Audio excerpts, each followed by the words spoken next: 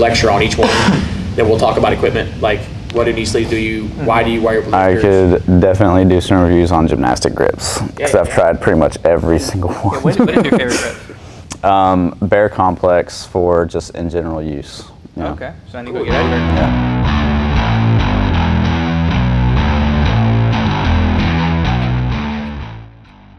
All right, guys, so we're going to do it live. So 3, 2, 1, go. So folks out there at YouTube land, I'm going to get this right, Guy, because I owe you to get this right. Like, subscribe, and hit the notification bell. You'd be very proud of me. I did it too. Wow. So we in it now, baby. You know what I'm saying? I get notified when all this new content drops, that hot fire. With you guys dropping that hot fire. Speaking of hot fire, we have J Pizzle Dizzle, a.k.a. The Long Arm of the Law, a.k.a. Justice of the Peace. Album dropping in 2021. I know we've had some label issues. We could talk about that another time, but I definitely think this album's going to be amazing. Thank you for getting me on a feature. I'm on track 8, if you didn't know what that is. Don't worry, you will find out in 2021. But we got J Pizzle Sizzle. We got Coach Koki here on Coffee with CFI, and Harambe in the back being a turd because he's tired of daddy talking. So, but we're going to talk a little more. So, guys, thank you for coming on today. And I kind of want to take this opportunity for, as some of the Coffee with CFIs are beginning with our coaches, is to get to know you a little better, because we've been training together for, Josh and I have been training together for 4 years, and I don't even know where he's from. So let's kick it off with that. Josh, so where are you from? Are you a native Huntsvillian? Yeah, so I was born and raised here. You're the only person I know that's a native. Really? It's crazy. Yeah, I was born and raised here in Monrovia, literally about 7 minutes north of the gym. And that's where I grew up. I went to high school here, I went to college here, and now I work here. So I plan on being here for quite a while too. Good. I'm glad. Yep. We're happy to have you. So what got you into CrossFit? What's your CrossFit story? Is CFI the only CrossFit you've ever known? Or so I started another gym. It was right before my senior year at UAH. I was just working out at the University Fitness Center. And I was just doing the normal stuff, like Mondays, chest and back, Tuesday legs, whatever.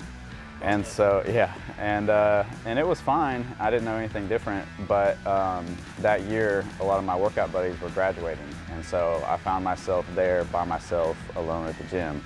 And it wasn't as that much fun as I was having. So I had a coworker that was doing CrossFit, and then actually one of my lab partners who was a coach at one of the other gyms. And so that guy took me and one of my friends to the fitness center. We did some bro gym bodybuilding stuff, and then he took us up to the track and he's like, all right, I'll just make a little CrossFit workout for us. And it was like, run around the track, do some push-ups, do some sit-ups, like 10 rounds or something. And this dude, he's strong and he's big, not like overweight, but he was built. And I'm pretty slender and I was fast, so I was like, I got him. It's like running and push-ups, sit-ups, whatever. And so, of course, go out the gate hot, like 99% sprint. My buddy makes it about 2 rounds, and he goes and throws up. I make it about 3 or 4, I think, and then I'm dying. And then, of course, he starts lapping me at like round 3 or whatever. Yeah. And so I was like, all right, this is ridiculous. So started looking up videos, found the CrossFit Games stuff, seen all the crazy things happen. And I had done some like backyard gymnastics in the past, and so I love doing anything on like a bar and any kind of like tumbling stuff, handstand stuff. And so I saw that in the YouTube videos, and I was like, ooh, I really like that stuff. So found the gym that had the cheapest on-ramp, because I was in college, right, didn't have money. So found the one. You said you had a coworker. Where were you working? I interned at an engineering company, but basically all the money I got from the summer just went into like tuition the next semester. So. Dude, I could so see you like whipping up Subway sandwiches like a boss. No, want some banana peppers? Yeah, my first job was like pet sitting and like yard mowing and stuff when I was like 15, 16. Nice. I get dropped off by your mom, and then I actually got an internship when I was 17 on the Arsenal, and so I've been having an engineering job since I was like 17. Cool. But yeah, I interned there, and then so found that gym, did the on-ramp there, did that whole summer before my senior year, and then met a girl there that went to both gyms at the time, and she was like, hey, you should come check out CFI, they're really cool. And so visited here one time, and I was like, yep, I'll come hang out with these guys. So what year did you start at CFI? So that was 2014. Okay. Was the first time I ever popped in, and then that whole next year was my senior year, so didn't make it to the gym hardly at all. But 2015 is when I started like really showing up and being consistent and doing stuff here. So. Because I came in the fall of 2016, and one of my favorite Josh memories is I remember we were doing, back then we did a bunch of crazy stuff. We were doing, it wasn't Solstice. It was something where it was 10 rounds of stuff. It was awful. Mm-hmm. Was that, yep, was Summer that Solstice. Was that yep. still was Summer Solstice? Mm-hmm. And I remember I had never done overhead squats like of any kind before, of any nature. I discovered that at CFI. But I remember like you were just this like skinny little kid in my mind. I was like, this guy is like, he's tiny and he's moving a lot of weight. And little did I know that you would blossom into this really strong athlete, several years later. But it was just wild to me, like you were moving this overhead squat weight that was like, and of course now it's probably laughable to you, but I think it was like 135 or something. I was like, man, this kid's really strong. And now you overhead squat what? What's your overhead squat? 265 was my 1 rep. Yeah. So so that's equal to my 1 rep max of all time. So there's a huge disparity in size and ability level, and yet you are as strong as me and like 10,000 times faster than me. That was my fondest memory. I was just like, I remember looking like, this guy's getting after it. And little did I know that it's just been so much fun to watch you kind of grow and develop. It's been a lot of fun. So what's your favorite CFI memory? What's your favorite CFI moment? Man, I don't know if I have a favorite one. I have some memorable ones. Well, yeah, I guess probably my most memorable, probably one of my top favorites was when we were over there doing strength program back when Jeff was leading it. And we did this awful, terrible program that we decided to try, and it was called the Colorado Experiment. And it ended up being absolutely useless for us, but it was a month of training. We decided to do it as an experiment. And so basically it was like your whole entire day boiled down to like 14 minutes of work, and it was just like one max set after another. You just go from one movement to the next to the next. And so we'd take turns going through it. Well, it was my turn to do it, and basically halfway through, all the guys came out of the office wearing the chicken head and the football helmet and like all the hats in there, and just started like yelling and screaming. And like I'm laying on the bench doing some kind of like pullovers, and they're like sitting on top of me just yelling in my face. And anybody that would have walked into the gym at that moment would have just turned around and walked away, but like I just thought it was hilarious, and like I lost all my strength because I'm laughing so hard. But like stuff like that, a few times like that happened, but those are probably my favorite memories just because they made me laugh so much. And that's the cool thing about what we do is you stop and it feels like I just started at CFI yesterday. Like I feel like a rookie, and then you realize we've been training together 4 years. That's wild, man. And all those little moments, they add up to really cool stuff. And I just think it's so much fun to talk about them, and just these conversations are probably as much fun as the training. Well, close as the training we do together. So what do you do in your other life? What's your other life? So I'm a mechanical engineer. So mostly I'll do testing. So environmental testing, shock, vibration, electromagnetic stuff. So people in our company, they give us an item and we go test it. So we do the hands-on, like see if it'll break, and and if it breaks, it's not my fault. I'm just there to test it. So it can be fun. Also do some like thermal analysis stuff with CAD. So I went to UAH for mechanical engineering, and then did a master's in aerospace. So working for one of the engineering companies here in town, and CrossFit was a hobby turned into a second job kind of thing. And but yeah, that's what I'm doing during the day. Right on. So I just wish I had more of you training and less of you engineering, but they're both equally important. Mm-hmm. Kind of important, probably a little more than one than the other, right? Yeah, a little bit. But really, pays bills. Yeah. But yeah, and on top of that, if you don't know, if you haven't been in one of Coach Josh's gymnastics Thunderdomes, I think Coach, you've been in one or two. I've been in several. Yeah. I've been in every one except this last one, I think. And I always say the only gymnastic skills I have is because Coach Josh was incredibly patient with a big dumb swinging gorilla floating around on the gymnastics bar. I wouldn't say I was floating as much as like kind of like a wrecking ball. Nice. My Cyrus. You were flying, that's for sure. Yeah. Aiming like a wrecking ball. Mm-hmm. Yeah. songs from CFI. That's not what I'm doing on the feature. I'm actually rapping. I got a pretty good set on feature number 8 on Jay Pizzle's album.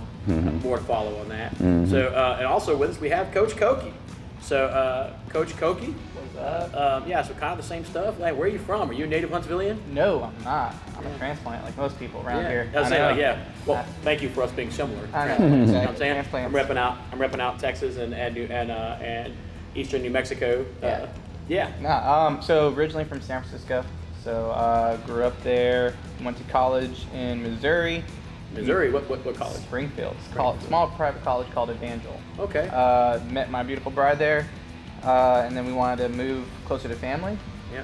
So we figured, hey, you know what? Have a chance to get a house here in Alabama or live in a cardboard box in San Francisco. You know, same amount of mortgage and rent. Yeah. So, choices are obvious. Exactly. So we moved down here, and then been in the not Springfield, that's the college. Been in Huntsville, I guess 7 years, 8 years. Okay. So yeah, man. So she's a native Huntsvillian. She grew up around here. She was born in Pensacola, but moved up here about when she was 2 or 3. So. Yeah. Okay. Right on. So might as well call it. Yeah. Yeah, she's from here. So. Right on, Yeah, man. Well, awesome. So what got you into CrossFit? When did you start? How'd you get here? Yeah. Go. Honestly, I think today is my 3rd-year anniversary. All right. I know. Happy I anniversary. know, man. Awesome. Yeah. Is it that I remember trying to look through my text messages.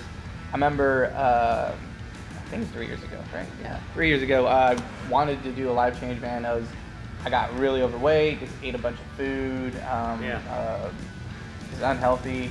I remember actually wanting to join and lose weight, but I couldn't because anytime you go to the bro gym right by yourself, you go, for 2 weeks going good, and the 3rd week you're like, it's okay, I can lose that $20. I'm sore. I'm hurting again. I'm hurting, and like, I'll do it later. So I'll do it easy to tomorrow. sleep in, right? Like Totally. it's like, oh man, like tomorrow could be chest day, not today. Yeah. Just kidding. I never sleep on chest day.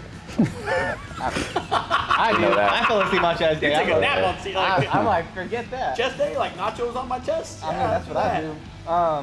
Yeah, man, I'm not. No, thank you. So anyway, yeah. So I remember just trying to change. Just couldn't change my lifestyle, and just like, hey, I heard about CrossFit. Christina went to our church, and I heard about her gym, and Ryan Brown was also in our church. I remember he was coaching and stuff. I miss you, Ryan. I know, man. He's awesome, dude. Yeah, dude, you're good, dude. Love a brownie.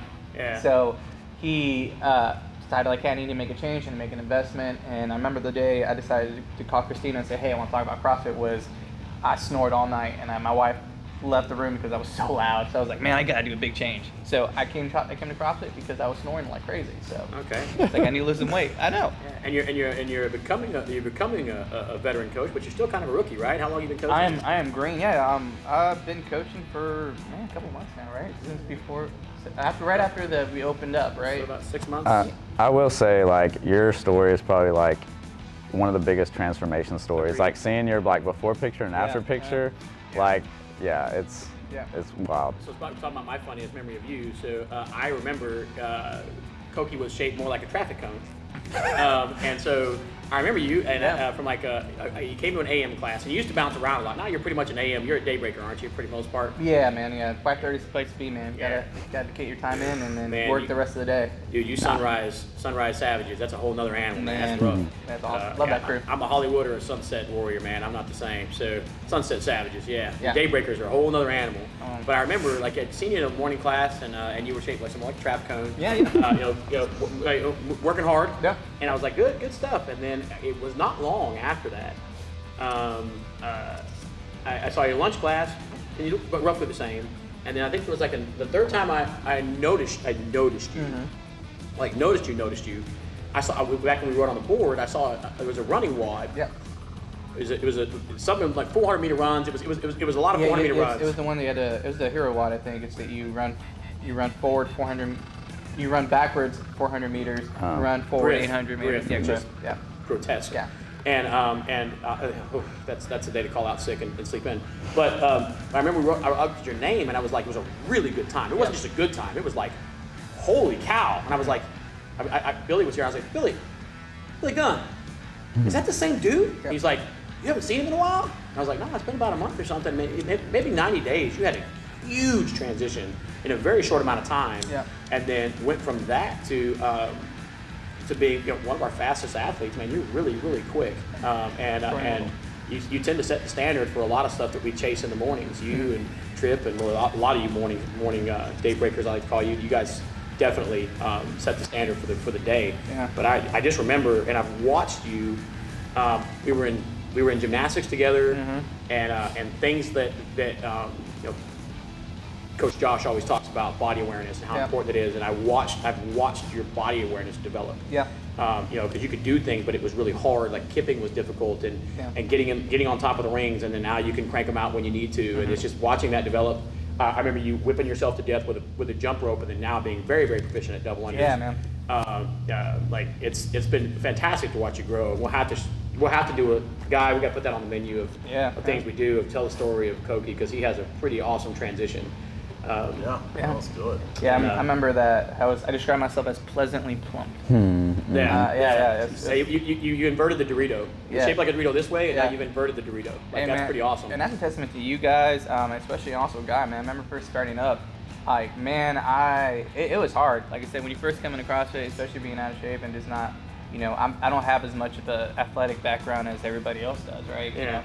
I know you did, gymnastics, backyard gymnastics and stuff like that. I mean, I played soccer as a kid growing up, but that was about it, right? Did some cross country running, but that was nothing.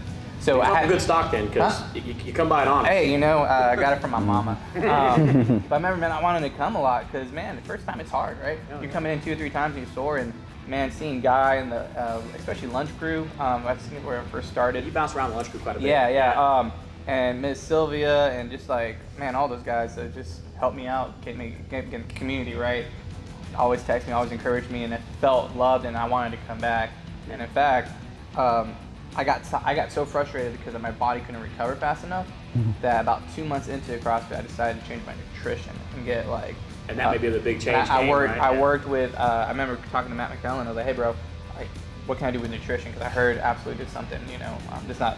I'm not sponsored by them, but we're sponsored by Mapco Coffee. And someday we'll have Absolute Nutrition sponsoring us with that amazing Nitro Cold Brew they got. Mapco. But get that coffee, son. But honestly, I met.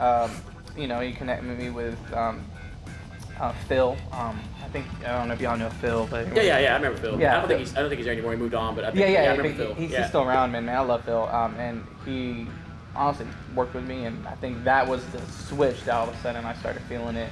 It was a year process, man. Yeah. So that's awesome. Yeah, it was really fun. It's been fun to watch you grow and transform yourself into this amazing athlete. But also it also brings up a great point, like. To all the new folks out there in our community, that like if you come into class and you don't feel welcome, just say something to someone, because you might be surprised. Like I tend to think we are a very welcoming community, but it is, you do have to speak up. Like we need to hear from you. If you say, hey, I'm here, like you will never find a more a welcoming group that wants to help you and see you succeed. Like the thing I love about CrossFit in general, but also CFI probably more than other places, is Matt McClellan's a great example. He's a guy that is probably going to finish in the top 2 or 3 of a class whenever he's in it. Unless it's something ridiculously heavy, he's going to smoke something. Yeah. And then he's going to recover for about 30 seconds, and then he's going to come cheer on the last guy. Yeah. Like the guy that finishes first, nobody cares until the scoreboard shows up. The person that finishes last is the one that everybody's cheering on. And I've thought that's amazing, because that's been me a lot. I remember there used to be workouts with double unders, and I just knew that Matt was going to finish in about 4 minutes, and then I'd have about 2 minutes of recovery before he would come in there and put his foot in my ass and get me squared away, as I was having a pity party about double unders. So I love that, and I love the fact that our community helped pull you together and keep you in it. Well, yeah, definitely. And also, I mean, give this guy a shout out. I mean, one of the most flexible guys ever. You see him rocking it out like he's a monster when he's working out. But when you talk to him, ask him questions, you a monster. Nah. But you ask him questions, he'll break it down for you. Like in gymnastics class, working class, I remember I went up to him like, hey man, I want to get stronger. I think it was last year, right? And it's like, hey, I got a program, come with me, let's talk about it. And he'll break it down, and honestly, he's welcoming. Most people who are really fit and really great, they're like, hey, I'm focusing on my stuff. I got to get my time in before I can focus on you. No, it's like the opposite here. Like you're like, hey, let me focus on you, make sure you're good, and then you're going to finish up your workout. Yeah. So Get a red shirt or not, the coaching is in your DNA. It's either is or it isn't, right? And you get to be better coach, but there's the desire to help others is not something that you can teach. That's something that comes from within, and then we just happen to refine it and mold it in the intern process, and then we have these amazing guys wearing red shirts, which is just so awesome. I love watching you guys coach. It's a lot of fun. Sometimes you'll see me just hanging out in the back of class. I'm not taking class. I just got done mopping floors or something, and I'm just watching you guys coach and just loving every minute of it. Like, I love watching the process of making others better and giving back. And so guys, thank you for what you do. Saying it on air so everybody understands it. And I tell these guys all the time, please never get tired of me telling you thank you, because I mean it every time I say it. I feel truly blessed to work with such an amazing leadership team here at CFI, and you guys are a big part of that. So It's a lot of fun. Yeah, man. Yeah, it's a lot of fun, right? Like, if it wasn't fun, we wouldn't do it. Right? Yeah. If it wasn't fun, we wouldn't do it, right? So, and what really makes it fun is people working hard. I love watching people work hard. So if you're out there, we're starting the new year off. 2021 is right around the corner. So guys, what's your big goals for 2021? Top end goal. One goal for 2021 you want to do. Read a book, get a muscle up. Like a dozen of them. I'm deadlifting 500 pounds. That was my 2020 goal, but I made it in December, so I didn't give myself a lot of time. But I'm pretty close, so I plan to deadlift 500. 4-5 bills, get the half a G on the mat. Cool. Look at what you got. Man, that's a great question. I think about it now. You might have to edit this part. These fitness more just general goal. General goal, man. Yeah, man. Honestly, I want to just be more consistent. I think I would say more consistent in balancing life with work and everything, and because I love spending time here, so I need to organize other parts of my life so I can be here too. And Speaking of other parts of life, I'm sorry, but what do you do outside the gym? What do I do outside the gym? What You're a Dylan business I owner, do? are you not? Yeah, I work for my The wife. boss. I work for my wife. Spoken like a man that wants to stay married. Good Yes, stuff. sir. 12 years going on 13, I think. Dude, Congratulations, I hope man. What that. an I accomplishment. hope I had that right. Yeah, if you didn't, I'm gonna tell Aaron, like, subscribe, see if Koki got it right. Subscribe, hit the notification He bell. goes, no, we've been there for 15. Like, oh snap. Doing it now, baby. I'll tell you. Yeah, man. So we own some local businesses in town, and that's kind of what I do. We're more entertainment based, so Don't make it a mystery. Put it out there. Yeah, we own axe throwing, so civil axe throwing. So we're like I guess in 5 states, right? Alabama, Tennessee, Arkansas, Louisiana, and Florida right now. So we used to be in Mississippi and Atlanta, but COVID, so we had to make some cuts. So there, and then we have a escape room business.